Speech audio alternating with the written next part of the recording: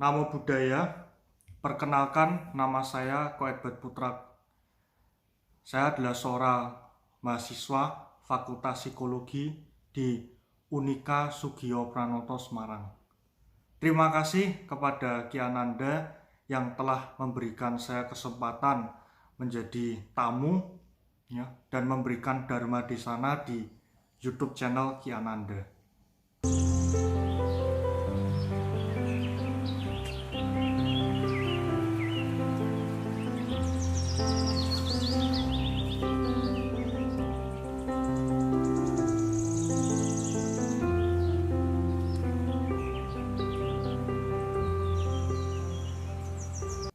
Dalam Dhammacakkappawatthana Sutta, Sang Buddha memang mengajarkan 8 macam penderitaan.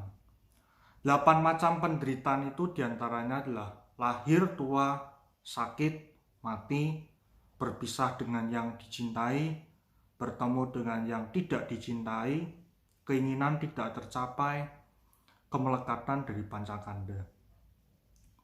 Lantas, apakah betul memang lahir sebagai seorang manusia itu adalah penderitaan? Sang Buddha memang mengajarkan demikian, tapi kita seringkali salah menanggapi. Kita melihat bahwa ya hidup ini adalah penderitaan dong. Padahal nyatanya tidak demikian. Kalau hidup itu penderitaan, kita tidak bisa menikmati kesenangan, kebahagiaan. Nyatanya kita masih bisa menikmati kebahagiaan. Jadi memang hidup bukanlah penderitaan, tapi hidup ada penderitaan. Sang Buddha mengajarkan segala sesuatu tidak kekal.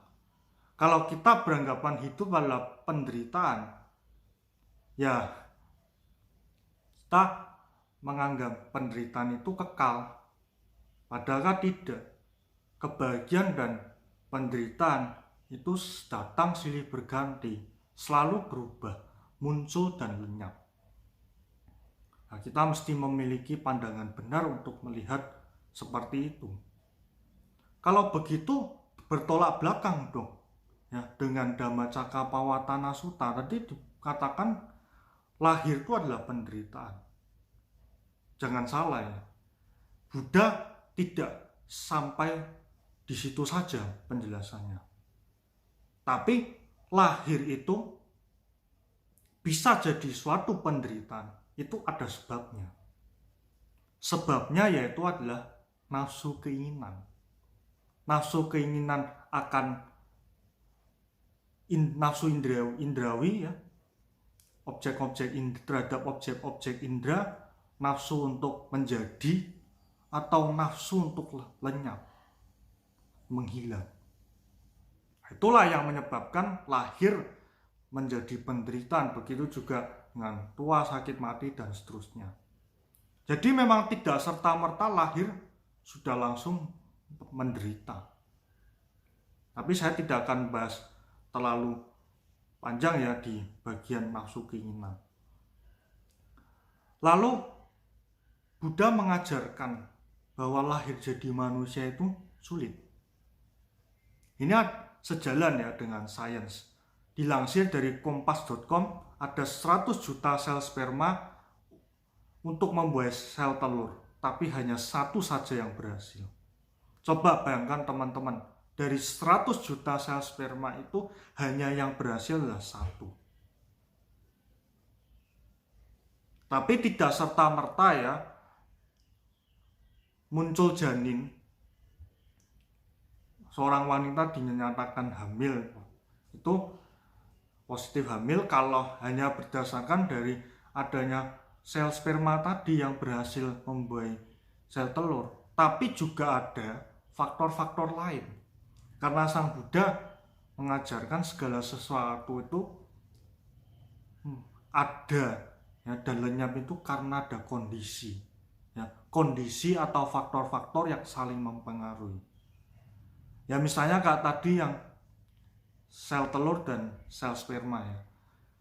itu ada juga faktor dari kesadaran, ya, faktor bentukan karma atau sankara. Juga kita bisa lahir dari jadi manusia itu tidak luput dari karma masa lalu. Jadi kalau kondisi itu tidak mencukupi, ya, karma baik kita tidak mencukupi, kita tidak bisa lahir jadi manusia. Sang Buddha dalam Nakasika Sutta itu menjelaskan lahir jadi manusia itu ibarat seperti tanah yang berada di ujung kuku. Teman-teman bisa membandingkan, ya, tanah itu kan kalau di luar sana itu kan jumlahnya tidak terbatas, banyak sekali, tidak bisa kita hitung. Tapi bandingkan dengan jumlah tanah, ya, yang ada di kuku kita, ujung kuku kita, itu sangatlah sedikit, ya, yang ada di ujung. Jadi memang Buddha menjelaskan lahir jadi manusia itu sangat susah. Dari analoginya tadi, ditambah lagi Buddha juga memberikan analogi di Cigala Sutta atau Balapandita Sutta. Analoginya ini seperti ada penyu, ya, yang hanya muncul 100 tahun sekali. Dan kita mencoba melemparkan kayu yang tengahnya bolong di tengah lautan. Jadi pas kita lempar kayu yang bolong itu di tengah lautan, nah, penyu yang hanya muncul 100 tahun sekali ini pas muncul, ya, kebetulan memang muncul pas kita lempar, dan itu masuk ke kayu yang bolong itu. Coba teman-teman bayangkan, penyunya itu sudah muncul hanya 100 tahun sekali, dan kita pas waktu lempar itu, apakah penyunya akan muncul, ya?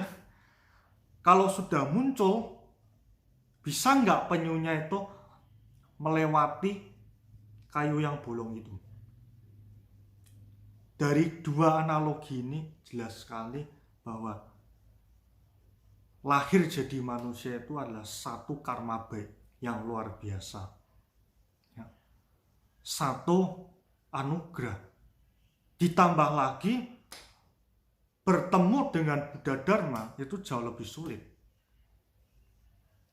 Sekarang kita sudah lahir sebagai manusia dan kita sudah mempunyai kesempatan untuk belajar Dhamma, ya, mendengarkan Dhamma, praktek Dhamma. Wah, itu suatu karma baik yang tidak bisa kita ungkapkan. Karena itulah kita, kan kondisinya sudah ada yang sangat mendukung, kita mesti melatih diri.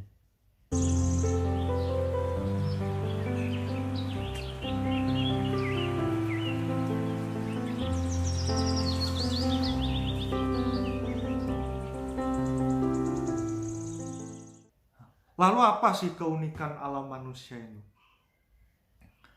Kok bisa Sang Buddha bilang lahir jadi manusia susah, sulitnya? Dan apa istimewanya? Para bodhisattva hendak lahir sebagai paceka Buddha atau sama Sang Buddha itu harus lahir dalam manusia. Karena dalam manusia, calon-calon Buddha atau para bodhisattva itu bisa mencari obat duka secara langsung. Kalau di alam dewa itu kita rata-rata kebanyakan hanya menikmati kebajikan yang kita perbuat di masa lalu, dan itu bisa menjadi jebakan. Itu bisa membuat kita terlena, ya, terlena untuk menikmati kesenangan di surgawi, sehingga kita tidak melatih diri. Nah, kalau kita tidak melatih diri, karma baik kita dihabiskan. Ya, ibarat seperti kita, uang yang tabungan kita itu kita pakai terus, tapi kita nggak menabung lagi, ya itu bisa habis. Ya, ketika karma baik itu habis, Kalau karma burungnya gantian yang berbuah, ini repot. Dari alam dewa bisa terjun bebas ke alam reda, alam neraka misalnya bahkan. Nah kalau di alam menderita seperti tadi alam neraka, alam binatang, itu susah untuk mendengarkan dhamma. Boro-boro ya harus menjalankan penderitanya. Nah di neraka mendapatkan siksaan ya. Di alam binatang hidup dalam sistem hukum rimba. Sistem untuk bertahan hidup, survival mode ya. Mode untuk bertahan hidup. Jadi sulit untuk mendengarkan dhamma yang tepat, yang pas. Kesempatannya itu lahir di alam manusia. Seperti Pangeran Siddhartha ya, ketika bertemu dengan 4 peristiwa ya, itu kan beliau sempat galau. Kok bisa ya ada 4 peristiwa itu? Lalu Pangeran Siddhartha memutuskan untuk mencari obatnya secara langsung kan, mencari jawaban apa sih sejatinya hidup, dan akhirnya beliau mencapai kebuddhaan. Oleh karena itu, seperti yang tadi sudah saya bahas ya, lahir sebagai manusia itu sudah susah, dan bertemu dengan Buddha Dharma itu jauh lebih susah, karena kita sudah memiliki kondisi yang tepat. Kita lahir sebagai seorang manusia dan kita punya kesempatan untuk praktik dhamma. Gunakan kesempatan itu dengan sebaik mungkin. Praktikan dhamma, praktikan jalan tengah, moralitas, konsentrasi, dan kebijaksanaan. Itulah yang bisa membawa kita menuju ke kebahagiaan sejati. Karena kebahagiaan sejati itu bisa kita realisasikan saat ini juga, di sini dan saat ini. Salah satunya dalam Satipatthana Sutta, Buddha mengajarkan kita kalau benar-benar mempraktikkan jalan tengah, jalan yang diajarkan oleh Buddha, itu tidak usah menunggu berkalpa-kalpa, bertahun-tahun, tapi kita bisa merealisasikannya sekarang juga. Oleh sebab itu kita teruslah semangat, rajin, dan konsisten untuk mempraktikkan dhamma. Dari saya cukup sekian, terima kasih. Semoga semua makhluk hidup berbahagia. Namo Buddhaya.